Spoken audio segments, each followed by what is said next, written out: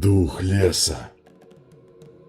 Моя подруга каждое лето ездила к своей бабушке на лето отдыхать, а ее бабуля живет в горном массиве Карпаты. И вот с ней приключилась такая история. С малых лет она с бабушкой или с друзьями ходила в горы, в лес по грибы или по ягоды, или просто гуляла с друзьями, дышала воздухом. А вечером они разжигали костер и рассказывали страшные истории. Рассказывали о старухах-колдуньях, о заезжих незнакомцах. Но самая популярная история была о духе леса. Только подруга моя не верила и всегда громко смеялась да подшучивала над теми, кто боялся. Но одним летом под вечер собрались они опять компанией костер жечь, да мясо жарить. Завелся опять разговор о чудесах в лесу. Подруга моя пошутила и сообщила, что это идет ненадолго под кустик. Весело шагая, вспоминая круглые глаза друзей.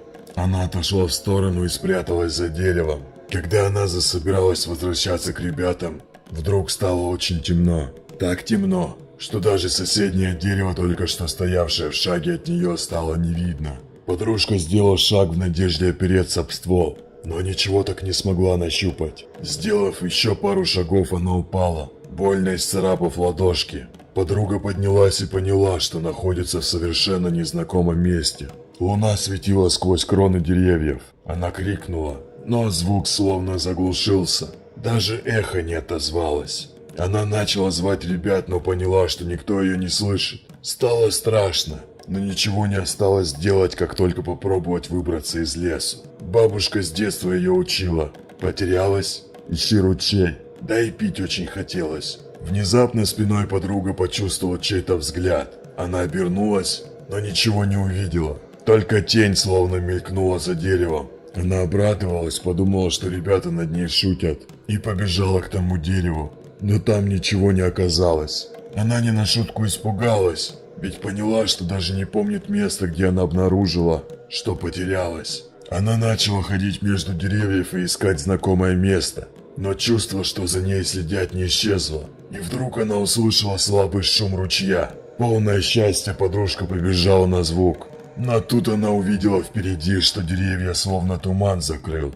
Она испугалась и уже хотела убежать назад, как вдруг два зеленых огонька показались в тумане. Подружка, как вкопанная, стояла и смотрела на эти огни. Словно в фантастическом фильме туман стал собираться вокруг этих зеленых глаз. Сначала сформировалась голова, потом туловище. И вот перед ней уже стоит белый волк из тумана. Она сделала шаг назад и потеряла равновесие. Волк злобно оскалился. Глаза горели огнем, и ей стало понятно, что он готовится напасть и пугает жертву. Она начала подниматься, а животное сделало первый шаг к ней. Такого ужаса она не чувствовала никогда в жизни. Руки и ноги онемели, ее бросило в холодный пот и дрожь. Слезы сами по себе начали катиться по щекам. И вдруг он завыл. От такого воя у нее волосы на руках стали дыбом. Она схватилась и побежала, куда глаза глядят. Подруга слышала, как близко возле нее волк. Слышала его дыхание. Ей казалось, что он хихикает. Впереди она увидела ручей. Она бежала к нему со всех сил. И тут волк схватил ее за ногу. Но не за икру, а именно за ткань одежды. Она упала и, повернувшись, увидела, как волк сделал прыжок прямо на нее, сверкая глазами. Она закричала и закрыла лицо руками, мысленно попрощавшись с жизнью. И тут ее кто-то тронул за плечо. Она быстро развернулась, вся в слезах. Это был ее друг. Она бросилась обнимать его и просить вывести ее из леса. Оглядевшись по сторонам, подружка только увидела, или ей показалось, как над тем местом, где она только что сидела, рассеивается туман. Выйдя к ребятам, она им все рассказала, но они не поверили, сказав, что подружка отсутствовала только час. Но все удивились, увидев ее порванные штанины. А когда они в спешке уходили, она еще раз обернулась и посмотрела в лес в ту сторону, где ее нашел друг, и ей показалось, что оттуда на нее смотрят два зеленых огонька глаз. Подписывайтесь на новые видео.